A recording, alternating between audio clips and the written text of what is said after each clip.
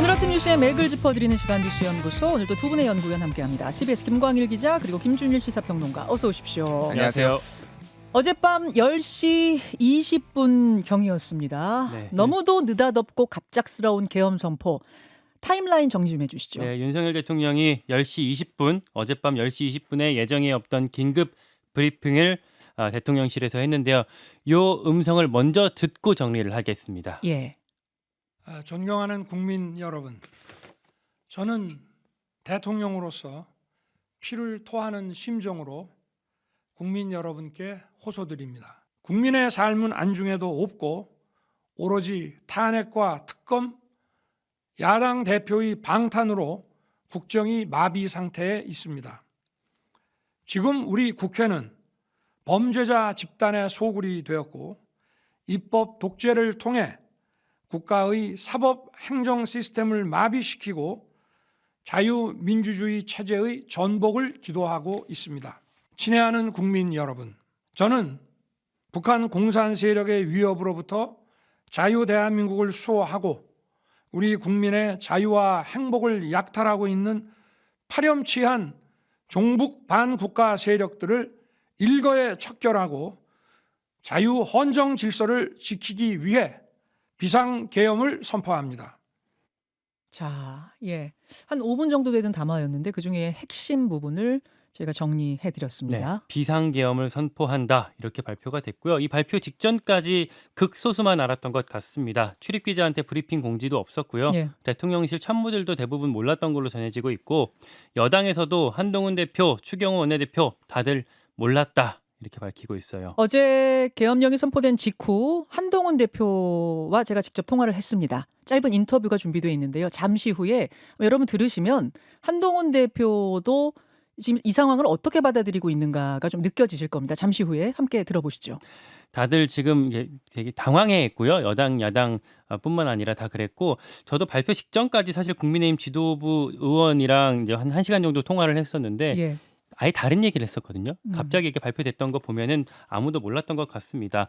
이 발표가 나온 이후에 11시부로 어제 저녁 11시부로 포고령이 선포가 됐습니다. 계엄사령관 박안수 이제 원래 육군참모총장인데 박안수 계엄사령관 명의로 포고령이 선포가 됐는데 6가지 내용이 나왔어요. 짧게 정리를 해드리면 첫째, 국회와 지방의회, 정당의 활동과 정치적 결사, 집회, 시위 등 일체의 정치적 활동을 금한다. 일체의 정치 활동을 금한다. 둘째, 자유민주주의 체제를 부정하거나 전복을 기도하는 일체의 행위를 금하고 가짜뉴스, 여론조작, 허위 선동을 금한다. 예. 셋째, 모든 언론과 출판은 계엄사의 통제를 받는다. 뭐 등등등 해서 6개 조항이 나왔고요. 예. 포고령 위반자에 대해서는 영장 없이 체포급음 압수수색을 할 수 있으며 계엄법 14조에 의해 처단한다라는 내용까지 나왔습니다. 그러니까 우리가 영화에서나 보던 그 계엄 상황 똑같은 그 상황이었습니다. 네, 근현대사 교과서에서나 볼 수 있었던 내용들이 뭐 2024년 대한민국에서 발표가 됐고요.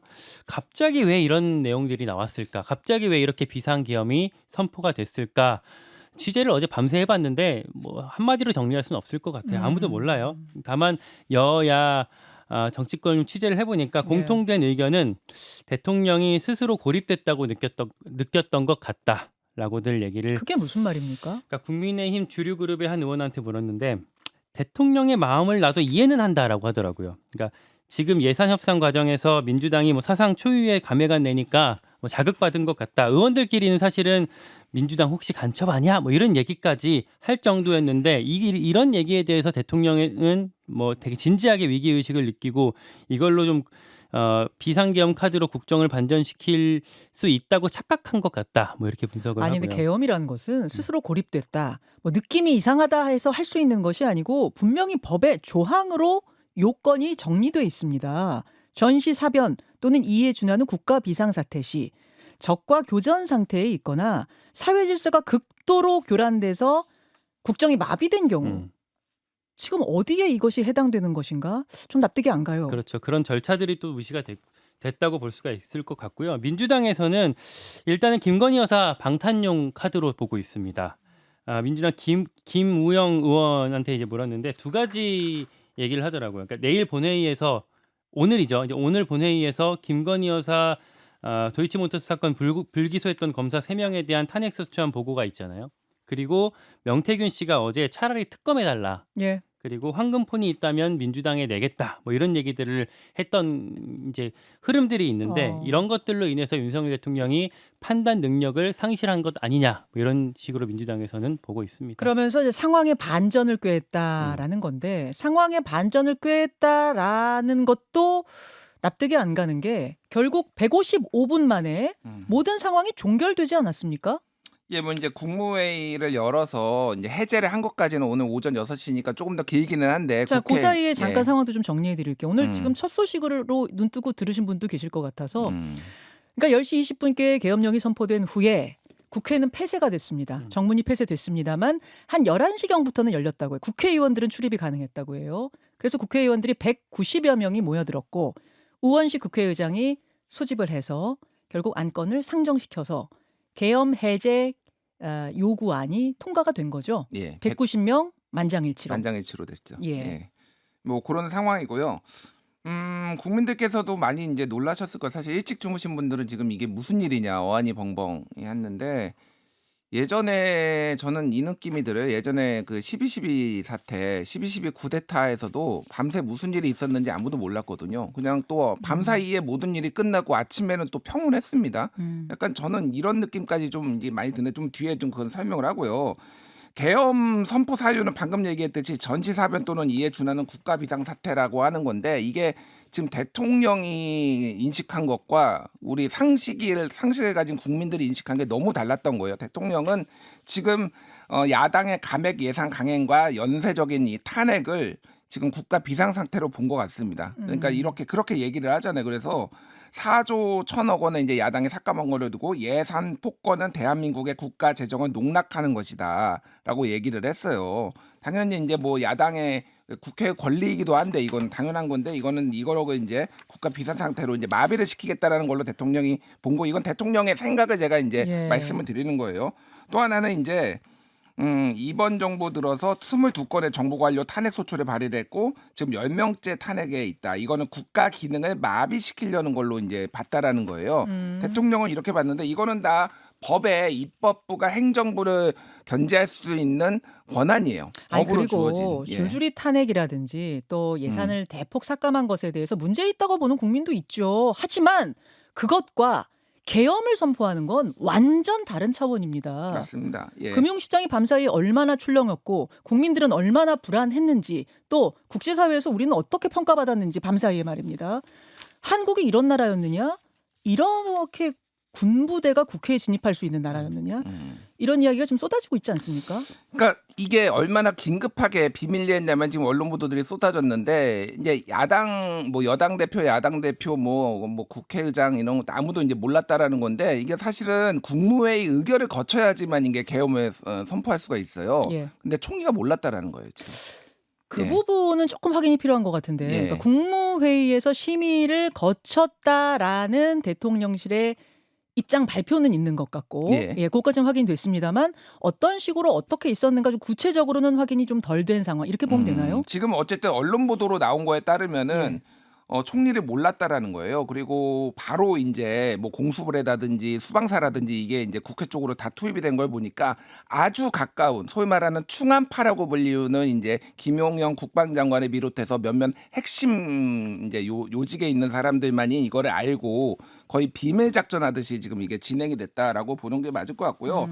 또 하나는 이제 왜 계엄사령관이 육군 총장이 참모총장이 임명이 됐어요. 일반적으로 근데 이거는 합참의장이 이제 하는 게 관례거든요. 예. 근데 이거는 이제 정확하게는 국방부 장관이 추천한 사람을 국무회의 심의를 거쳐 대통령이 임명을 하니까 뭐 합참의장이 꼭 해야 된다라는 거 아닌데 왜냐하면은 합참의장이 계엄과 관련된 업무를 관장을 해요. 그렇기 때문에 합참의장을 하는 거를 군에서는 당연하게 여기는데 왜 육군 참모총장을 했느냐. 이게 2018년에 그 기무사령부가 작성한 계엄 문건 있잖아요. 예. 이거를 참고한 것 같다. 거기에서도 합참의장이 아니라 육군 참모총장을 해야 된다. 그러니까 이게 지금 여러 가지 정황상 일종의 우발적이기도 하지만은 미리 또 계획된 부분들이 있었다. 그래서 예전에 민주당이 제기했던 문제들 있잖아요. 이거 지금 계엄 선포할 것 같다. 선포할 것 같다. 이게 예전 문건들까지 다 뒤져보고 이게 한 거 아니냐. 우발적이지만 계획된 우발성. 뭐 이렇게 조금 가닥이 잡히는 것 같아요. 그 계엄 이야기가 나왔을 때 아니 좀 너무 어처구니 없는 음모론 아니야? 라는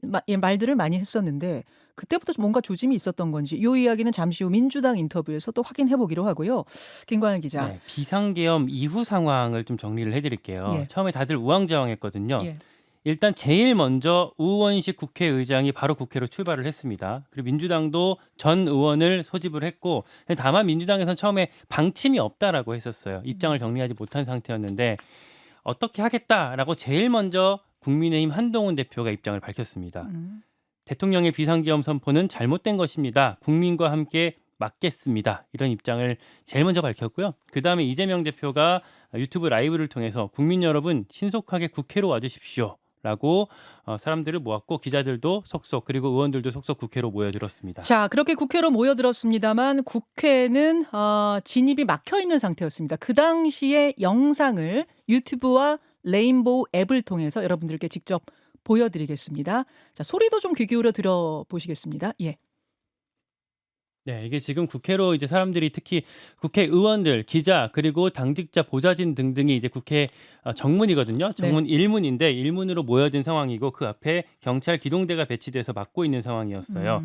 이때부터 사실은 양측의 좀 속도전이 시작이 됐습니다. 한쪽은 의원들이 빨리 저 계엄 해지 의사봉을 두드려야겠다라고 이제 모이고 있었던 거고 한쪽은 그런 의원들을 막아서려는 움직임, 그 양쪽의 어떤 대치가 있었던 거고요. 네. 어떻게 막아설 것인가 이거 봤는데 바로 군 병력이 국회에 쫙 깔렸어요. 헬기가 몰려왔고 공수부대가 국회 후문 쪽 여기 말고 반대쪽 후문 쪽으로 진입을 했거든요. 네. 결국 자정 무렵에 국회 본청의 유리창을 깨고 군 병력이 국회 본청 건물로 들어갔습니다. 예. 나중에 또 민주당이 발표한 걸 보니까 CCTV를 확인해 보니까 군이 여야 대표, 그러니까 이재명 한동훈 대표와 국회 의원실 국회의장 쪽에 체포조를 투입했다. 뭐 이런 소식까지 들렸고요.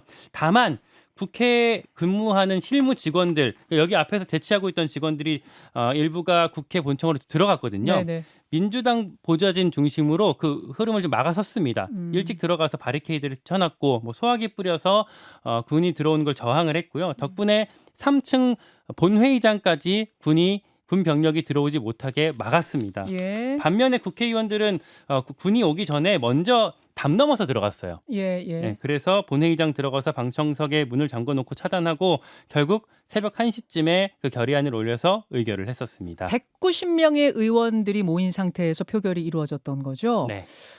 전광판 좀 보여주십시오. 표결 직후에 찬성에 불이 들어온 전광판 상황을 쭉 보시면 초록색으로 보이는 그 의원들이 출석한 의원들이고 찬성표 출석한 모든 의원이 한 명도 빠짐없이 다 해제 찬성을 눌렀습니다. 근데 지방에 있는 의원들 또 진입에 실패한 의원들은 참석을 못했다고 하고요. 국민의힘 의원들이 얼마나 많는지 궁금한데 어떻습니까? 일단 그 본회의장에 들어온 국민의힘 의원이 18명이었습니다. 예. 친한계 의원 중심으로 18명, 뭐 친한계 아닌 사람도 있었는데 어쨌든 이렇게 모였고요. 나머지는 없었어요. 그래서 어디 갔냐 이제 확인을 해보니까 국회에 못 들어와서 국민의힘 당사에 모였다고 합니다. 당사는 사실 국회 건물 밖에 있거든요. 예. 다만 의아했던 거는 이제 원내 지도부, 그러니까 추경호 원내대표 문자를 받고 당사에 모였다라고 의원들이 얘기를 했어요. 근데 나중에 알고 보니까 추경호 원내대표는 당사에 안 있었고요. 국회 본청 원내대표실 그 사무실에 있었습니다. 그래서 또 그것도 뒷말을 좀 났더라고요. 추 원내대표 본인은 국회에 있으면서 왜 의원들을 당사로 모이라고 했느냐. 좀 헷갈리게 만든 거 아니냐. 그러다 보니까 친한계 쪽에서는 아예 이 좀 표결에 회방을 놓으려고 했던 거 아니냐 이렇게 지적하기도 하는데 다만 제가 추경호 원내대표 좀 측근 쪽에 취재를 해보니까 그렇다기보다는 상황에 대한 정보가 너무 없어서 좀 패닉 상태였던 것 같다. 뭐 이렇게 해명을 하고 있습니다. 자, 그러면 국회에서 계엄 해제 요구안이 가결된 직후 한동훈 대표, 이재명 대표의 국회 앞에서의 소감 발표 듣고 오겠습니다. 집권 여당으로서 이런 사태가 발생한 것에 대해서 대단히 유감스럽게 생각합니다. 이번 국회 계엄 해제 의결로 이번 계엄 선포는 실질적인 효과를 상실했습니다. 국민 여러분 안심하십시오. 위기는 곧 기회입니다. 이 나라가 후퇴를 거듭하고 있지만 이번 불법 위헌의 계엄 선포로 인하여 더 나쁜 상황으로 추락하는 것이 아니라 이제 그 악순환을 끊어내고 다시 정상사회로 되돌아가는 결정적인 계기가 될 것입니다. 자, 김준일 평론가. 네. 지금 상황들을 뭐 하나하나 좀 짚어가고 있는데요. 어떤 부분에 주목하셨습니까? 일단 추경호 원내대표 얘기를 안 할 수가 없는데 본인은 지금 국회에 있으면서 당사로 모이라고 했거든요. 그런데 이게 무슨 이를테면은 뭐 방송이 없거나 통신이 뭐 다 두져야 됐거나 그런 상황이 아니에요. 그래서 국회의장이 직접적으로 다 모든 국회의원은 다 와달라고 국회로 와서 지금 이거 표결해야 된다. 표결해야 된다라고 계속 호소를 하고 있고 일부 의원들은 다 가고 있는데 이게 오락가락했어요. 이게 제가 실시간으로 어제 이거를 다 봐서 하는데 계속 국민의힘 의원들이 국회로 간다라고 했다가 당사로 모이라고 했다가 해서 중간에 왔다 갔다 한 사람도 있거든요.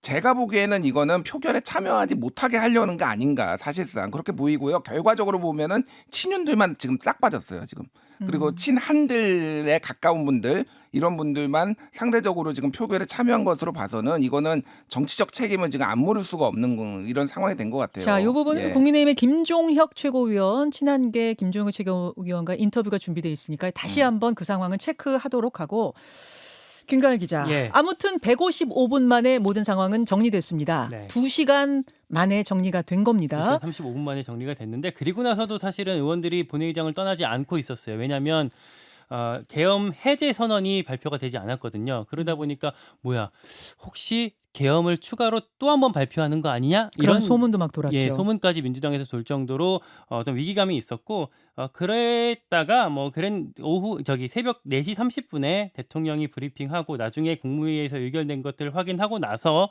이제 정회를 선포하고 이제 흩어졌습니다.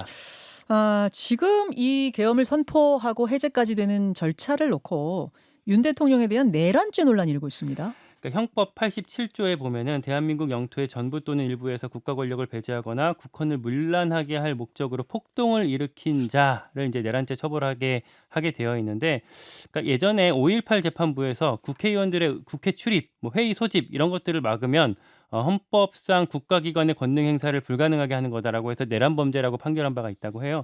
이런 점들을 들어서 이제 내란죄에 해당한다라고 야당에서 주장을 하고 있고 어허. 이재명 대표가 이제 발표를 했습니다. 윤석열 대통령 사퇴하고 내란죄에 대한 즉각 수사를 관철해 나가겠다 이렇게 발표를 했고요. 조국 혁신당에서는 아예 탄핵 소추안을 한번 공개를 했었잖아요. 아예 탄핵 사유를 다시 정리해서 첫 번째 탄핵 사유는 이거다. 오늘 사례다라고 예. 해서 탄핵 소추안을 새로 완성을 했고 이거를 오늘 중으로 공개하겠다라고 합니다. 그래서 내란죄 이야기가 지금 공공연하게 저 야권에서 나오고 있는데 김준일 평론가. 예. 사실은 이런 부분도 좀 적용이 된다는 얘기가 있어요. 뭐냐면 아까 계엄을 선포할 수 있는 요건에 대해서 우리가 설명드리지 않았습니까? 그 요건에 충족하지 않는데 계엄을 선포하면 그 자체가 결국은 이거 지금 국가를 혼란하게 하고 계엄을 할 수 있는 상황이 아닌데 군대를 동원했으니 그것이 내란 음모죄, 뭐 내란 수괴죄 이런 게 아니냐 뭐 이런 논리도 설명이 되더라고요. 그러니까 여러 가지 쟁점들이 있는데요. 일단 국무회의가 정상적으로 열려서 이게 계엄이 이제 의결이 됐느냐, 이것도 만약에 그걸 안 했으면 이것도 법 위반이고요. 두 번째는 계엄이 선포가 되면은요 국회 즉시 통보하라고 돼 있어요. 예. 국회 통보가 안 됐습니다. 지금 현재까지 상황으로는. 그럼 이것도 이제 법 위반이에요.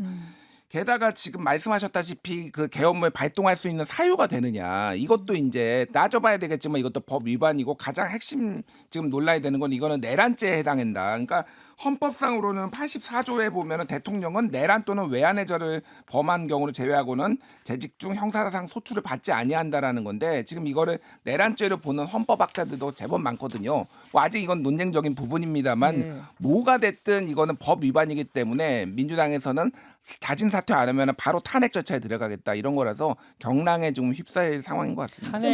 탄핵 소추의 어떤 시기는 빨라질 수밖에 없는 게 지금 방금 들어온 소식인데 민주당에서 의원총회를 지금 진행을 하고 있거든요. 예. 근데 그 안에서 탄핵안을 빨리 내고 빨리 의결하는 과정을 서두르자 이런 얘기들을 목소리들이 좀 모이고 있다고 하거든요. 새벽까지는 박찬대 원내대표가 하야하라까지는 발표한 걸로 알고 있는데 탄핵을 가장 빠른 일정으로 발의하겠다는 입장이 조금 전 속보로 나왔습니다. 국민의힘은 지금 지도부 회의를 7시 30분부터 소집해서 열고 있고요. 8시부터는 국민의힘 의원총회 열립니다. 자, 여기까지 일단 여기까지 상황 정리를 하고 이제 인터뷰하면서 뭐 오늘 특집 내내 풀어가 보도록 하죠. 두 분 수고하셨습니다. 고맙습니다. 김현정의 뉴스쇼는 시청자 여러분의 참여를 기다립니다. 구독과 좋아요, 댓글 잊지 않으셨죠? 알림 설정을 해두시면 평일 아침 7시 10분 실시간 라이브도 참여하실 수 있습니다.